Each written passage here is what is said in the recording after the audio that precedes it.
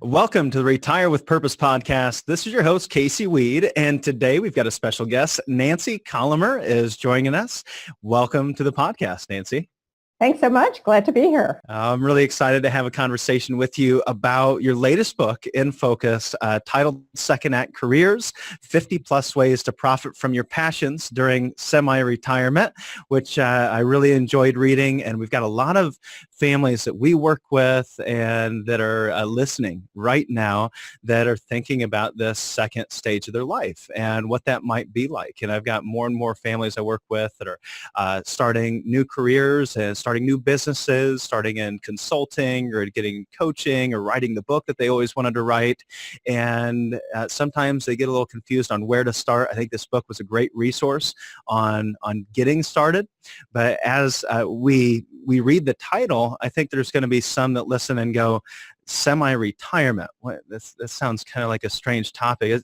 Isn't that a bit of an oxymoron? What is semi-retirement? Yeah, well, in the first sentence of the book, I say that working during retirement is by definition an oxymoron. But the truth of the matter is that increasingly we are going to see more and more people who are leaving their full-time careers and then they go on to do something else on a flexible basis during retirement. And Well, you'd said one of the statistics in your quote, I think you said the share of new 55 to 64-year-old entrepreneurs has increased from 14% in 96 to over 20% in 2011. Yeah, and what surveys show, Casey, is that nearly 3/4 of people say that they plan on working in some way during the so-called retirement years. And there's several reasons for this. First, people are living longer. They're living longer, healthier lives. So what used to be a 15 or maybe 20-year time period has suddenly expanded to 30 years, in some cases even a 40-year retirement. Actually, just earlier today, I was reading a cover story of Money Magazine, and it's about 100-year-old retirees. And so a lot of people are now faced with what I call the 40-30 dilemma. What do I mean by that? Well, for the first 40 years or so, we put all of this time and energy and attention into our careers. And then suddenly you have 30 years where people go, that's when I'm going to relax. Well, that simply doesn't work for people. It's not financially possible for most folks these days. But also, that's a heck of a lot of hours to fill. And people are looking for ways to fill those hours in a way that is going to be meaningful and engaging and energizing for them. And so you add all that up, it's not surprising that we're seeing more and more people who say, I'd love to continue to work. I don't want to necessarily work on a full-time basis, been there, done that. But I'd like to figure out something that I can do on a flexible basis that really is going to be meaningful and hopefully will generate some type of income as well. Well, there's so many different options and avenues that you can take. And I know you've got different outlets where you have interviewed maybe hundreds. I don't know, how many different retirees or pre-retirees would you say you've interviewed throughout your writing and in your career here? I joke that that's a hazard of my trade is, I meet somebody on the supermarket line and we get to chatting. I go, no, tell me, how did you start doing that? So honestly, it has been hundreds, both formally and informally. I think I am so fortunate that I've had that opportunity to do that because I look at this time period as a period where there's going to be tremendous opportunity for people to really do some things that they didn't have the chance to do when they were working full time and their primary concern was paying the mortgage and paying for the college bills. People oftentimes are freed up during this time period to really do some things that they would like to do and they just didn't have the chance to do before. Well, and with all the different options and all the different individuals, the hundreds of individuals that you've interviewed and met over the years that are retired, how did you narrow it down to 50 different individuals, right, or 50 different ways? Yeah. Because there's hundreds, right? How did you select these ways to profit during retirement? Yeah, so at the beginning of the book, I talk about some of the criteria that I used in making my selections. And it was a couple of things. One was I wanted to focus on things that weren't going to require a tremendous investment of time or money to start over again in a new field. So, for example, I don't include any brick and mortar businesses because typically that requires a significant financial investment. I also really focused on things that people could feasibly do on a flexible basis. And when I say flexible, that really runs the gamut from working on a part-time basis to doing seasonal work, project work. These days we're hearing a lot more about the gig economy, and we can talk about that later, but there's a lot of opportunity there. So I focused on things that were doable on a flexible basis. And I also steered away from anything that was going to require a significant um, level of physical fitness. And so, I got to tell you, I mean, I know plenty of 60-year-olds who are running marathons and doing triathlons and are in great shape. But that said, most people, don't want to do something that is going to require them to be on their feet all day or, lugging heavy boxes all day. So I steered away from those types of opportunities. Well, Nancy, I understand that you are living your second act career, and I wonder, would you liken it to one of these 50 different ways that you outlined during your book, or really, what did your process look like, and what's your second act career? Could other individuals do what Nancy's doing right now? Yeah, and I think lots of people are in different ways. So actually, the first chapter of the book, when I actually get into the 50 possibilities, is about multiple streams of expert income. And that's exactly what I'm doing. I do coaching, speaking, writing. I have a digital presence. I sell digital products. And my revenue is being generated from a variety of those sources. And increasingly, I'm seeing more and more people, particularly people who are in professional level jobs, who are finding ways to create what I call, again, multiple streams of expert income. Certainly when people talk about what people are going to do in retirement, I mean, what's the most popular response? People say, oh, I'm going to be a consultant, right? That Mhm. is certainly one of the ways that people do it, and it's a very, very popular option. Just last week, I was in a meeting with a group of retired United Way executives, and several of them were consulting to nonprofits on how to run their organizations more effectively. And so you see people coming out of professional roles who consult as independents. Sometimes they get paid. I was talking with a woman the other day who was actually the CEO of a big financial firm. She now has been asked to serve on two different for-profit boards. And so that's a way of being a consultant or an advisor, but she's doing it in the role as a board of director. So I think this whole arena of finding ways to share your expertise, but again, on a flexible basis, is something that's really attractive to a lot of people. Well, it sounds like a lot of work. And I wonder you didn't just get to where you're at Yeah. today overnight. Yeah, I think sometimes we hear, well, we're blogging, we're writing for Forbes, we're writing books, and, we're on podcasts and doing all these great things. And sometimes that sounds a bit overwhelming Yeah. to some. But I imagine your journey didn't look like an instant success. It was maybe kind of something you eased into. What did that transition look like? Was it blood, sweat, and tears? Well, you raise a great point, and I think that it's a really important point to highlight to folks that, first of all, it doesn't happen overnight. But, when I started out, it's sort of an interesting story. I was in corporate HR. And then from there, after I had my first daughter, who is now 30 and will be getting married in the spring, um, I really wanted to be able to spend more time at home. And, this was the dark ages of flexibility. So when I talked with my employer about the possibility of going part-time, I mean, it was just like, no way. So I decided to stay home. I stayed home for about a year. And then I thought, well, I really need to figure out what I want to do next. And so I thought about the parts and pieces of my job that I had enjoyed while I was working in corporate HR and realized that even though I had not been trained in career coaching, that was the piece that I really enjoyed the most. So went back to school, got a master's in career development. And so that was the income stream that I really concentrated on for the first 15 years or so of my practice, was doing coaching with people. But the more I coached, the more I realized that I was starting to build up a body of knowledge. I actually, at the time, I concentrated on coaching women who wanted to work on a flexible basis, specifically moms.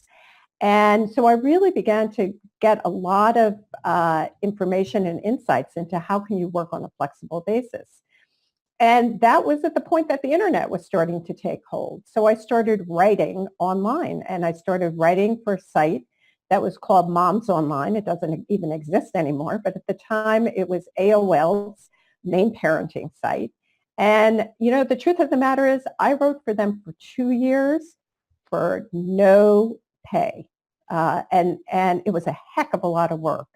But I always sensed that if I could just develop that presence online, that something would happen. Well, in my case, what happened was eventually Moms Online was acquired by a group called Oxygen Media. One of the partners might be quite familiar to our listeners. Name was Oprah Winfrey. And so that suddenly opened up the door for me to do more writing for some of the Oxygen sites. And of course, for that, I got paid. And then from there, because I had the presence, that led to the book. And then the book led to writing for Next Avenue and Forbes. And so it's been a 20 plus year journey to get there. So it doesn't happen overnight, but it happens piece by piece and step by step, as most people's careers do. So do you find 20 years into this that it's kind of changing for you? Did it go from a lot of work to are you working less? Are you actually going to truly have full retirement at some stage? Or do you see this semi-retirement thing continuing for forever? I love what I do. And so I see myself doing a lot of what I'm doing right now for the next, 10, 15, 20 years. It's all very possible for me to do this because a lot of what I do is I work from home. So I could, very easily be 75 or even 80 and doing what I'm doing. So I'm not quite sure how it will all roll out. And that's another thing I've learned along this journey is that when you put yourself out there and you talk with people, opportunities happen. And you call it serendipity, call it fate, but it's really when people start putting themselves out there, sharing their gifts with the world, you just never know where it might lead, particularly in today's economy. Well, and one of the things I'd say what you did is you didn't just throw away your previous career and start in a whole new industry or start in a whole new career path, whatever that might be. You kind of took items from your previous experience, from your career, and pulled those things out and created a business out of the parts and the aspects of your previous career that you really enjoyed. And in your book, you say, don't completely dismiss your previous profession or industry, but you'd also mentioned that that's exactly what you wanted to do at some point. Oh yeah, absolutely. I think I call that don't throw out the baby with the bathwater. And, the fact of the matter is I left my corporate job. And as I said, I was sort of disgusted with the whole corporate thing at that point and annoyed that they weren't going to let me work part-time. And so, initially I was like, I'm done with this. But when I calmed down and took a step back and really thought about, okay, maybe I didn't enjoy the corporate politics and I didn't enjoy some of the demands of having to go into an office every day. But what were the parts that I enjoyed? And, I realized that there were a lot of things that I really actually did like about the job. And that's one of the things I really encourage my clients to do. Recently I met with a gentleman who had worked on Wall Street for pretty much his whole career. And when he came to see me, one of the things he just kept saying over and over again is, I am so done with the sales quotas. And he just kept bringing that up. And finally I said to him, hear you loud and clear, but let's talk about some of the things that you really enjoyed about what you do. And again, in his case, once he had time to just decompress and take a breath, what he realized was he actually really enjoyed a lot about the financial world.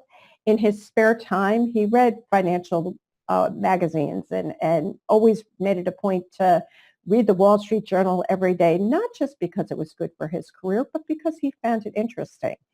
And he has gone on, he's now teaching economics at a local college and really enjoying that. And he's also sitting on the board of two different nonprofits and helping them with their finances. So he took the pieces that were most appealing and meaningful to him, and he's now building on those to really have a very satisfying second act.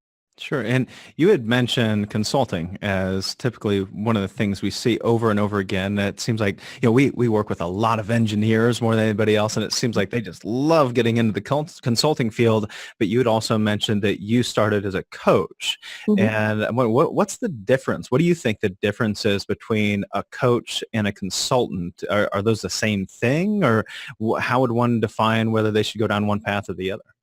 Yeah. Well, I think that's probably a bigger issue than we can address here, but just very briefly, a consultant oftentimes is pulled in because people really want to get your expert advice and opinions on a particular problem that they're dealing with. So going back to the example of the group from the United Way that I met with last week, several of them are working with other nonprofits who need assistance with how do we market ourselves better? What do we need to do in terms of our volunteer recruitment? So they're looking for very concrete strategies and information. A coach does get involved with some of that, but a coach really starts with the basic premise that the client already has the answers, and that it's the coach's job, by asking the right questions, to get the client to look within themselves so that they can pull that information out. There's some crossover, but it is a different approach. What would you recommend for someone as a good first step if they want to get into the consulting world? Yeah.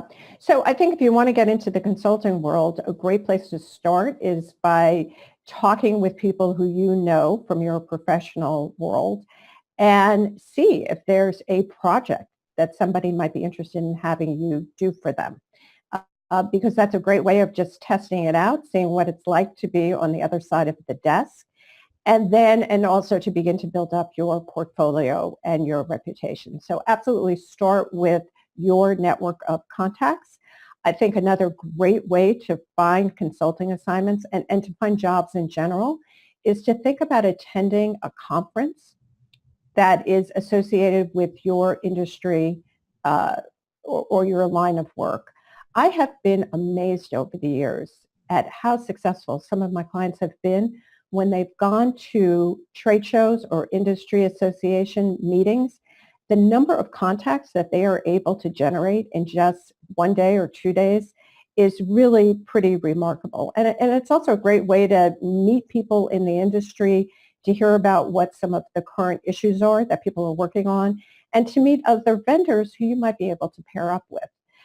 So I would certainly start there. And then, of course, I mean, if you take a look at Amazon, there are multiple books out there, hundreds of them, about getting started as a consultant.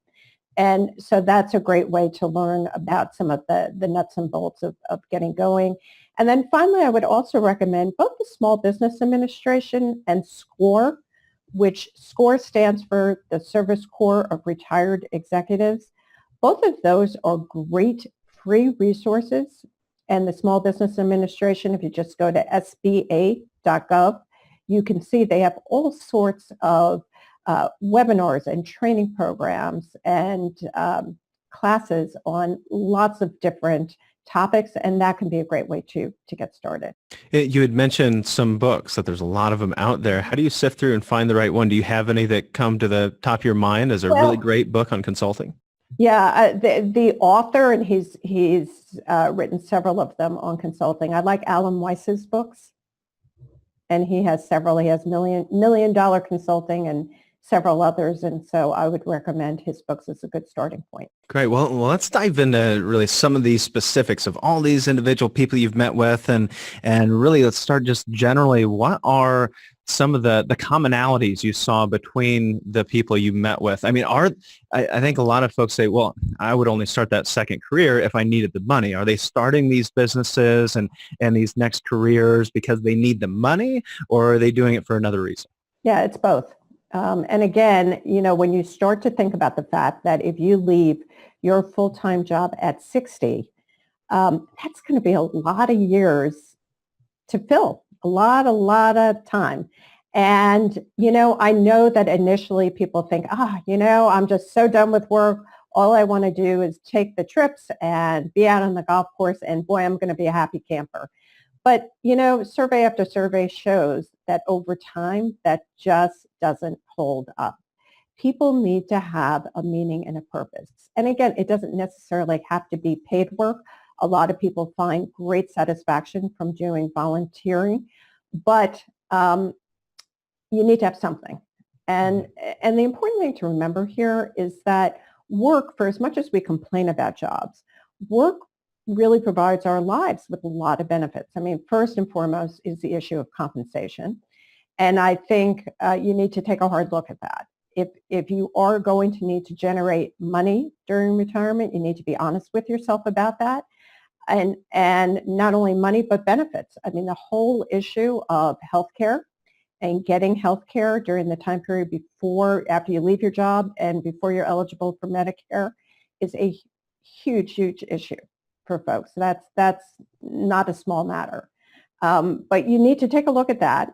So compensation is one thing, but in addition to compensation, work gives us a daily routine, and people sometimes underestimate the value of that. They think, it's going to be great to have just this open calendar, and I don't have to be anywhere on any particular day. Again, it's good for about 6 to 9 months, and then it can get to be very challenging. So it's routine. It provides us a community. It gives us purpose, and it also feeds our sense of status and self-worth. And that's really important as well. And so certainly when I work with people, we take a look at all of those factors, and I have people really think about, okay, now that you're leaving your job, what is going to be most important for you to replace in whatever you do next? How important is the compensation? How important is this loss of identity? I was talking with a gentleman the other day who was a doctor, and for him, this issue, money is not the issue for him, but loss of identity is a big, big issue. He said to me, right now, when I go to a cocktail party and I say to people, hi, I'm Dr. Stevens, automatically people give me a certain level of respect. He said, I'm not quite sure who I'm going to be once I give this up. And so it can be a process for people to find the right combination of activities to help feed some of these motivators that work satisfied. Kind of becomes this recreation of identity. Yeah. Right. And it sounds like as you go through this coaching process with the people you work with, it's a lot about just asking questions and asking the right questions to get the engine started. So what are some of the most powerful questions that you ask during these coaching programs that you walk people through? Yeah. Well, we start off, whenever I work with someone, we sort of take a walk through their life history. I always emphasize to people this is not therapy. But that said, we do start with childhood. And because oftentimes what we enjoy most when we are children and our natural gifts as children, the kid who loves putting on the shows for the neighborhood, or the kid who just absolutely loves being on the sports field, people forget about that over time because, they become responsible adults and it all gets buried under the shoulds of your life. And then suddenly they're freed up. And I'll say to them, so what did you want to be as a kid? And it's really interesting because sometimes people will say, well, as a little boy, I always wanted to be a firefighter. But of course, that's ridiculous. I'm not going to do that now. I can't go back to that. And then I say to them, all right, well, let's just play with that for a moment. let's talk about what was it about being a fireman that was so exciting? Was it being outdoors? Was it being the hero who was able to go into the building? Was it helping people? And one of the things I'll just keep at it. It's sort of like peeling away an onion. And it's important to get to the heart of that dream. If you wanted to be a firefighter, what was it? Because sure, maybe you're not going to become a firefighter at age 65, but if part of what was driving that dream was that you loved both being outdoors and helping people, there are a lot of things that you might be able to do that would be good outlets for those two motivators. So we start with childhood. We'll talk a little bit about that, and then we go through work. And when we start talking about work, well, actually, we also talk about, obviously, the educational years. And a question I love to ask people is, so if you could go back to college now, what courses would you take, or what would you choose to major in? And people often stop and really, that stops a lot of people dead in their tracks, and they go, well, what I really always wanted to do was I wanted to be a literature major, but my father told me, no, you can't possibly earn any money doing that. And so I'll say to them, okay, so what was it about being a literature major? Well, I love to read. Okay, so let's play with that for a little while. So this question of, if you could go back to school, what would you major in? And also, in many ways, it's a practical question, because these days you can go back to school. You may not go back to school for a degree, but you can take online courses, you can take workshops. I mean, there are classes and training programs for every field imaginable. I often joke that in doing the research for this book, I came across a 3-day dog walking certification program. Now, you may wonder, what could they possibly teach in 3 days? But the fact of the matter is that if you're going to be a dog walker, you do need to know about things like marketing and insurance and how do you go about getting clients and all of those types of things. So in any case, we go from education, then we talk about work. And again, with work, even if they're really just fed up with their jobs, we'll talk about what were the elements of your job that you really enjoyed the most.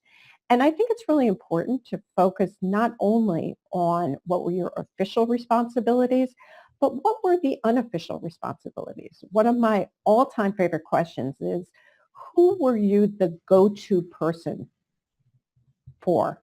Were you the go-to person for the tech problems? Were you the guy in the office who everyone came to when they were having a technology problem? Were you the person who everyone came to organize the company picnic? Who are you the go-to person for? Because again, that speaks to your natural gifts and talents. So I could go on and on with the questions, but the important thing here is to really go through these different parts of your life and think about 3 key questions. What did I love to do? What did I do well? And what do I find most meaningful? Because it's really the intersection of those 3. That's where you find the sweet spot. When as you go through this process with people, you've probably built this list of questions that you kind of like to walk individuals through. And then over time, I would presume that you've had to eliminate some of these questions. That, well, that really wasn't as impactful as I thought it was going to be, or that didn't get the answer I was hoping, and that didn't get us to where we wanted to be. What are some questions that you found just weren't helpful? It really varies from person to person. And I think what I've learned over time is not that the individual questions aren't helpful. It's that there are certain personalities who are going to react differently to different questions. So I have to go in there prepared with a wide variety of questions. And when I see that just total dumbfounded look on someone's face, or I can tell they're trying very hard not to roll their eyes at me, it tells me that this is a question that doesn't speak to them. Although I will tell you that sometimes that dumbfounded look just means that they're like, wow.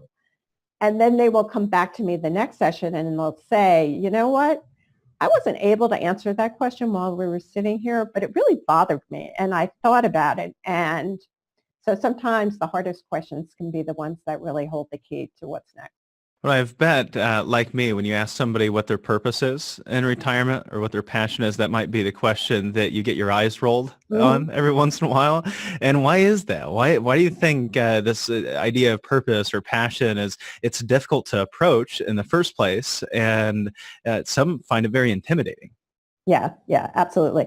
And that's why I think one of my all-time favorite blog posts, I have this up on my lifestyle career, my blog, is I wrote a post about this very subject. And what I said is, some people are born with just a very clear passion from the time that they're very little. I have a daughter like that. Literally from the time she was 2.5 years old, she would walk into a restaurant, look at the curtains and say, oh, I like the curtains, or I like the colors of the napkins. And, P.S., she now works in the design industry. I always say she was my easy client, one of my easiest clients, but she's not. That's not the norm. Um, Most people have a variety of interests, and so getting back to the blog post, what I did in this particular post was I said, don't think of passion as being one factor. Think of it instead as being an acronym. And so here's the acronym using the letters of passion. P stands for people. Who are the people that you enjoy being around and working with?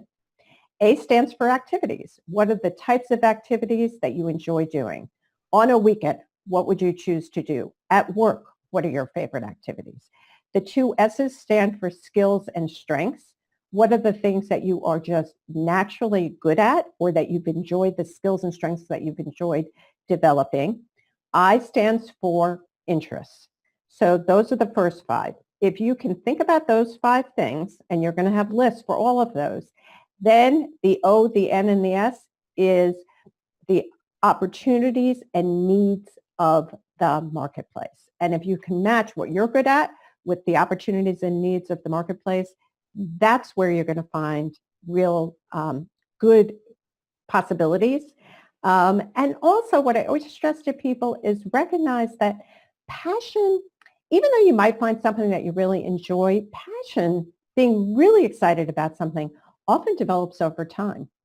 And it's something that people, you work at doing something, and over time, because you become more competent and confident doing that activity, you slowly develop a passion for it. We all love the idea of, the passion that happens, in an instant. In reality, it really happens that way. Well, and you talked about a lot of these questions and things you should ask yourself, such as what are your skills, or what did you enjoy? What was your passion? What did you enjoy doing when you were a child? But you also said in your book that it's equally as important to ask yourself what you don't enjoy or what you don't want to do. Yeah. And I think one of the beauties of developing a second act career is by the time you are over 50, you've had a lot of life experience.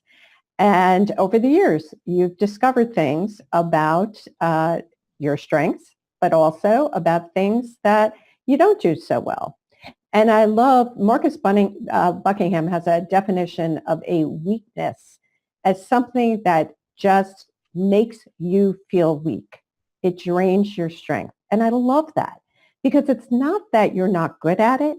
It's just doing it really saps your energy. And so, the fact of the matter is people, if I say to someone, so tell me about the work environments you really can't stand, boy, people can, rattle that off really quickly. Or if I say, tell me about the people who really bug you, again, they can tell you that, without even blinking an eye. And if I say, tell me about some of the things that you're really terrible at doing, speaking for myself, I have zero mechanical ability. I mean, my husband rolls his eyes at me all the time. I'm trying to screw the top off a jar, and he's just like, oh my God, you're doing it in the wrong direction. And I readily admit that. I know that about myself. So most of us have a much easier time saying what we don't want than what we do want. And when I talk with people about this, one of the things I sometimes bring up is and I'd love to claim credit for this term, but I actually read it in the Wall Street Journal where they talk about what's on your chucket list. We all hear about the bucket list. but instead, what's on your bucket list? What are the things that you're just at a point in life where you say, I don't want to do it anymore? And it can, it can be everything from I just don't want to have to travel anymore to I don't want to have to deal with office politics to, I'm just tired of, like my client said, I'm tired of dealing with sales quotas. So we tend to talk about bucket lists, but I think it's equally important to talk about those checklist lists. Well, maybe for some, it's really taking the career that you've had or whatever you've been doing for the last 10, 20 years and focusing on this chuck it list. I really like that, and just kind of chiseling away at that career that you had. So, well, I didn't like this, I didn't like that, I didn't like that. And rather than asking that question of, what did you really enjoy, let's start with what didn't you like, since those are sometimes easier questions to ask, to isolate those things that are left over, which are the things you actually enjoyed about your career. That's right. And also, I think the other thing you can do with that approach is when someone says, well, I'm tired of dealing with jerks. I just had this horrible boss. I don't want to deal with someone like that anymore. So I'll say to them, okay, so what does that mean about the type of people that you would like to work with? And then they'll think about it and they'll say, well, I realize I really want to work in a workplace where there's really much more of a collegial environment, where people are much more supportive. That's really helpful information. So sometimes what you don't want really can shed light on the opposite of what you do want. Well, I imagine most of your coaching work is for individuals that are stepping into retirement and trying to figure out what this transition is going to look like. But I bet every once in a while you've met somebody that didn't ask themselves the right question, didn't ask themselves what they didn't like and what they don't want, and then ended up getting into something they weren't real happy with. And now you have to go back and fix that. You have to go back and rearrange the puzzle and start to ask the right questions. Have you met with individuals that thought, well, this path is going to be very fulfilling and very easy, and all of a sudden it becomes blood, sweat, and tears, and it's just not what they thought it was going to be? Yeah. And surprisingly enough, sometimes the people that I see are people who actually they retire and they think that what they'll do is they will volunteer, that that's going to be the work part of their lives going forward. And what they find is that finding meaningful volunteer assignments can actually be surprisingly challenging for a lot of people.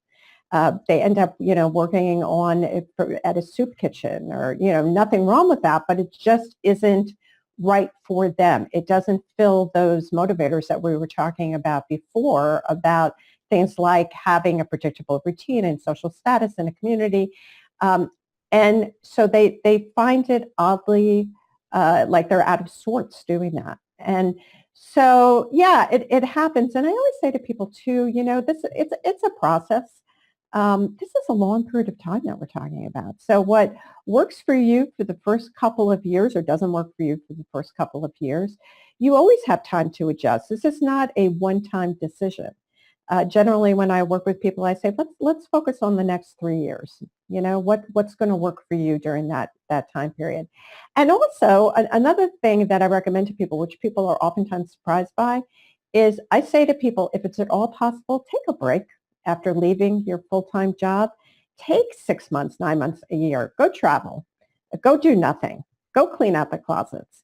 I think it's important to get that space from, just take the time, create the space to decompress, to re-energize, and to just declutter your mind. And I think then you're much more receptive to new possibilities. Well, it's kind of like getting out of college and not going straight into getting your master's or your doctorate. My grandfather had his master's. He was in education for 60 years. And I said, Grandpa, should I go ahead and get my master's? He said, go take a break, get into your career, and make sure that's really what you want to do. And it's going to create value before you just dive right in. And I think we've got all these little life transitions that we go through, whether it's getting out of college or stepping into retirement. And sometimes we just need a little buffer and a little break to make sure that we we can step through that and we can really have our ideal life. And that was something you brought up in your book, was this concept of an ideal life and envisioning this ideal life we're going to have in retirement. And one of the exercises we utilize in some of the college level retirement class courses that we do with the families we work with is we walk them through a day in retirement, which is, well, what time are you going to wake up? What's the afternoon look like? Where are you going to eat? What are you going to do at dinner? Where are you going to get out? Are you going to play golf? What's that day look like? And I never really thought about saying that as an ideal day, not just a day, but an ideal day. And I think that's impactful. And did you pick that word ideal for a reason? Yeah, well, I think it is, I did. And because it is important to focus on what are the ideal elements that you are looking for.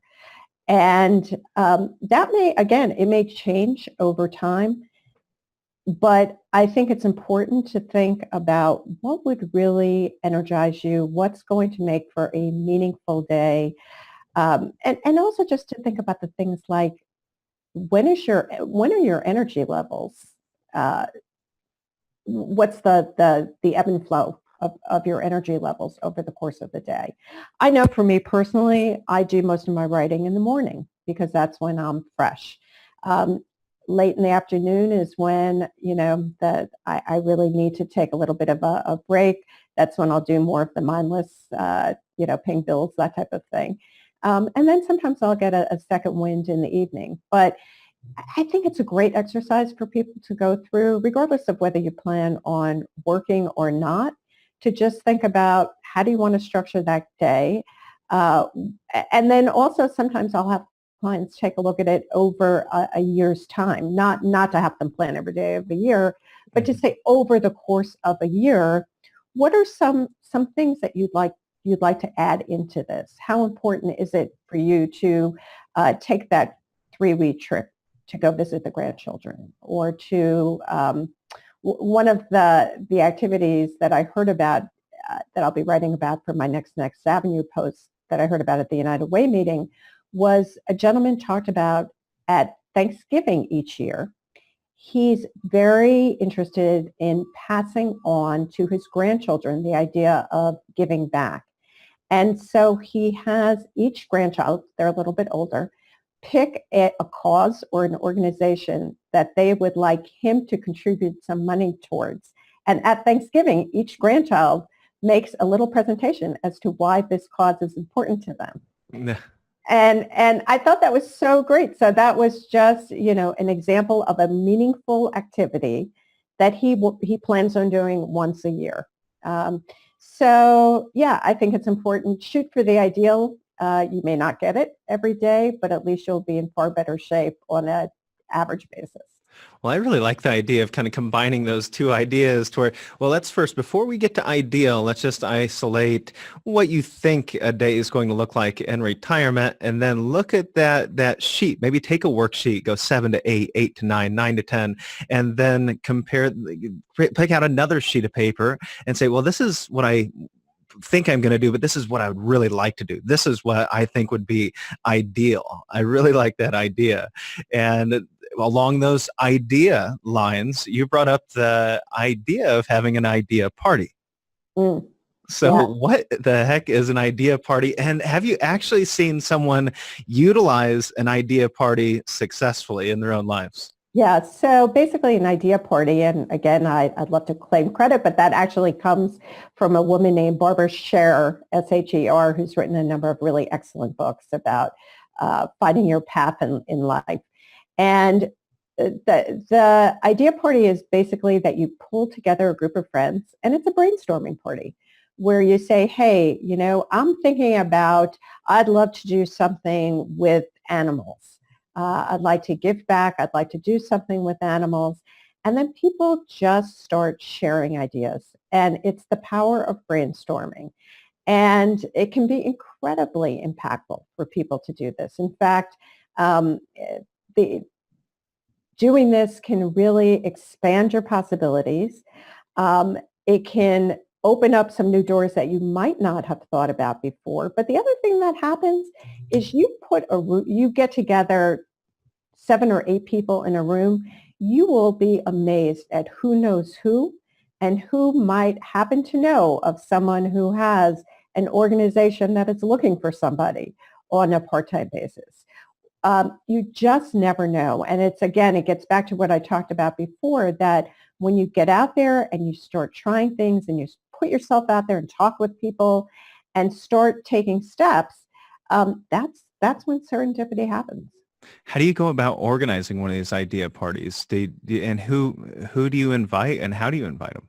Yeah, so I think it can be, don't drive yourself crazy. Pick a date, 7 to 9 o'clock on a weekday night. Send out an email to 8 people. My only suggestion with who you pick is you really want to avoid the Debbie Downers. We all know people like that who, no matter what you say, they're always coming up with the reasons why something won't work out.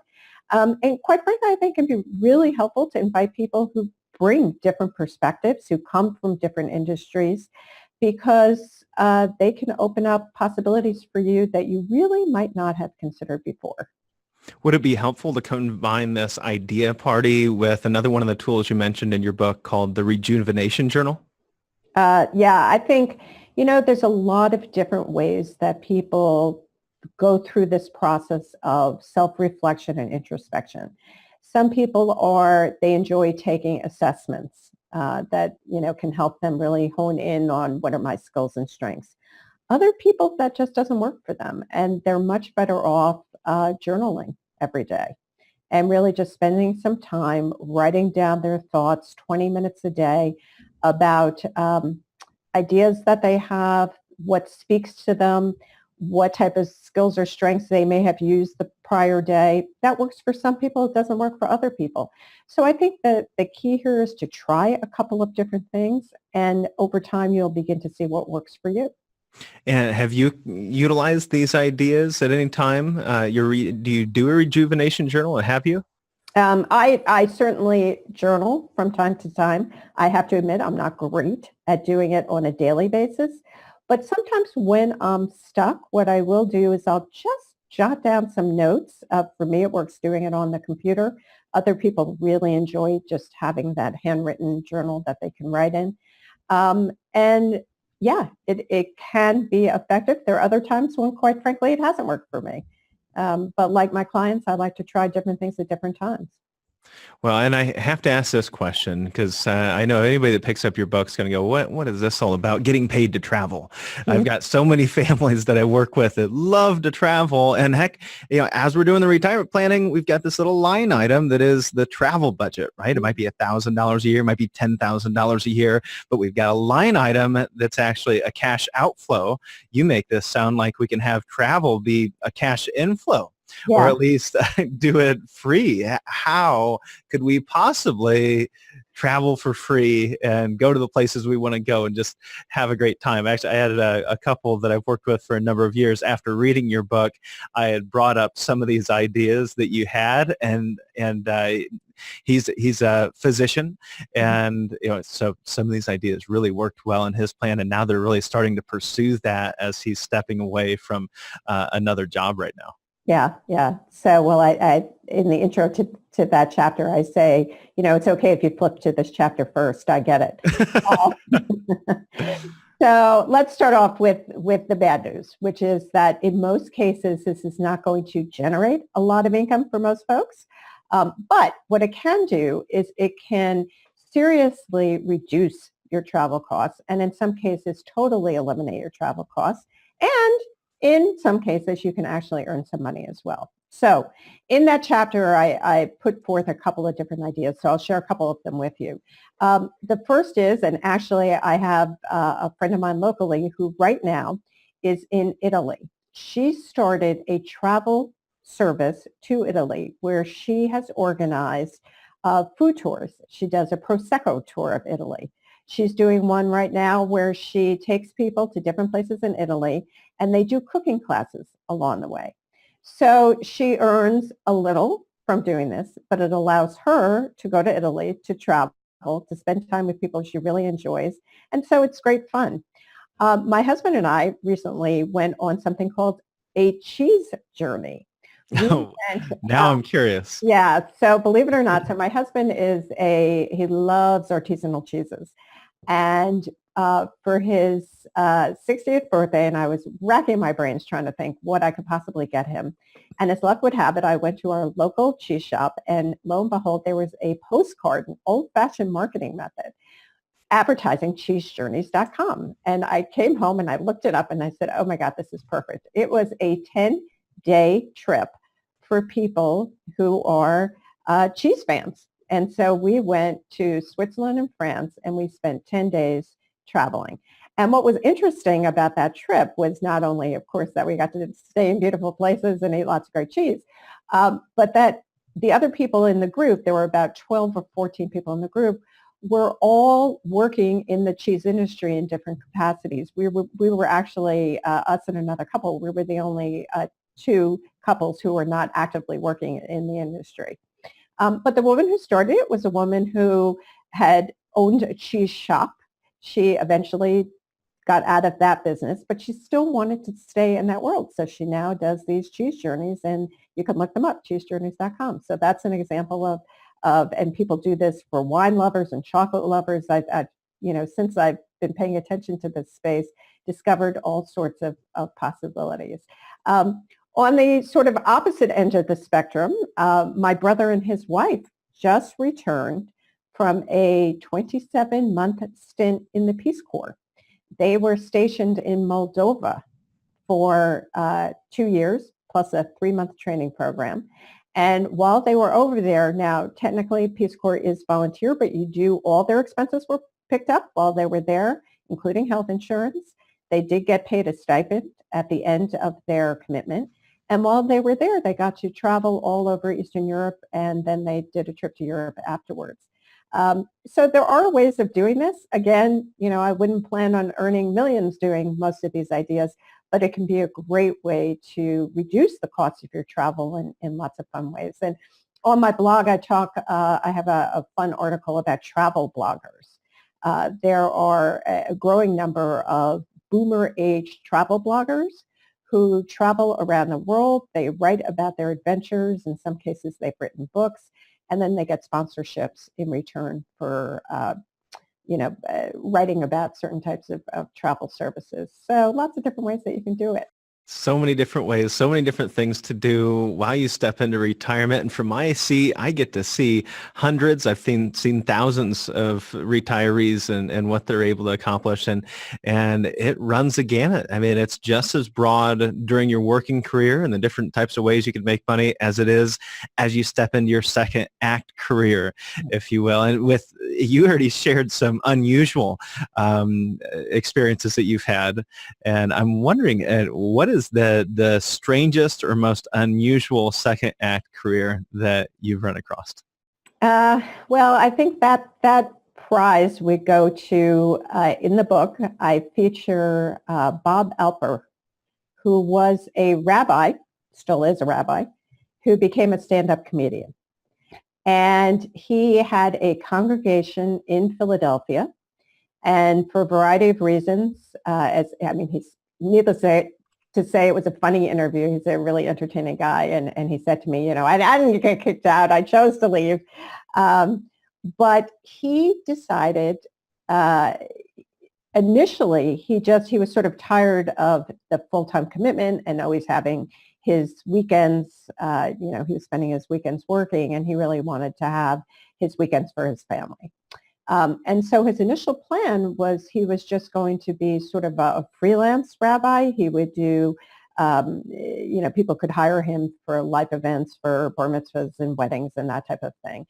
In any case, he was literally sitting in his office about a month after he left his job, and he was looking at the local Philadelphia Jewish newspaper, and he saw this tiny little ad for a stand-up comedy open mic night.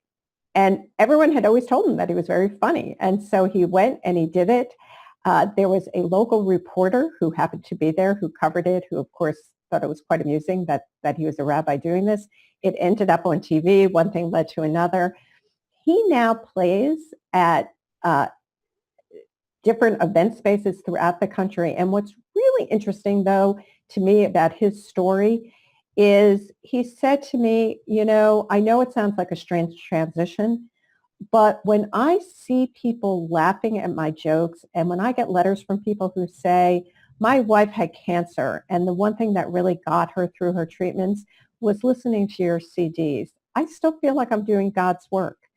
And I thought that was a great example of taking your strengths and just building on them.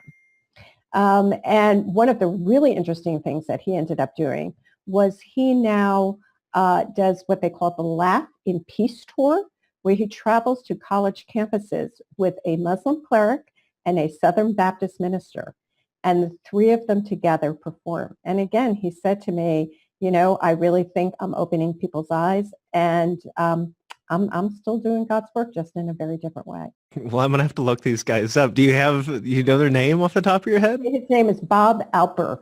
Bob, is that you? Alper. Elper. All right. Well, I'm going to have to check that out. Now, if you have time, I know we're getting short here on time, but there's one philosophical question that I like to ask every one of our guests, and I've asked thousands of retirees over time, and that is, what does retirement mean to you? A second opportunity. And as far as a second opportunity goes, that could be an opportunity for what in your mind? Yeah, I mean, to me, retirement is a point in time, particularly for folks these days, where you are finally freed up to do what you want to do. You're freed up to share your gifts with the world in a way that really speaks to you. And quite frankly, it's an opportunity to just have fun.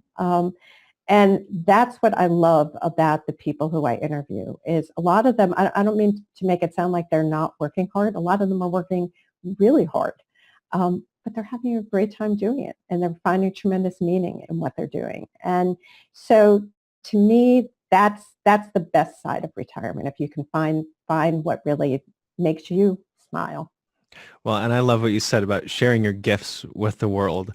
As we step into retirement, I don't believe that we were blessed with these gifts, these talents, and had all these experiences that we've accumulated over the years, and we're just supposed to keep them contained and not share them with the world so that we can really use these gifts and talents like we were really meant to be utilizing them in the first place. So thank you so much for sharing that with our audience. And before we go, Nancy, where could our listeners find you and engage with you? Yeah, so they can find me two places. One is my personal business website, which is mylifestylecareer.com. And there are lots and lots of resources on there. I have a free newsletter. I won't bombard you with emails. It comes out just twice a month. And in the newsletter, I have links to interesting second act stories. And along with the newsletter, people can download an ebook that I put together about 25 great questions to consider when planning your second act. So I encourage people to come to the site and to do that. And the other place is you can find me at nextavenue.org. I write a column for them about work and purpose, and it's also syndicated on Forbes.com. And of course, they can get the book on Amazon or at their local bookstores. And that's where I actually found you, was Next Avenue. So thank you for that and the great articles that you put out. Thanks so much for coming on and sharing with us more about you and your philosophy and your book. I look forward to having you hopefully get together sometime and have some artisanal cheeses if we can. You bring the wine, we'll bring the cheese. Sounds good. Until next time, Nancy. Thank you. Thank you.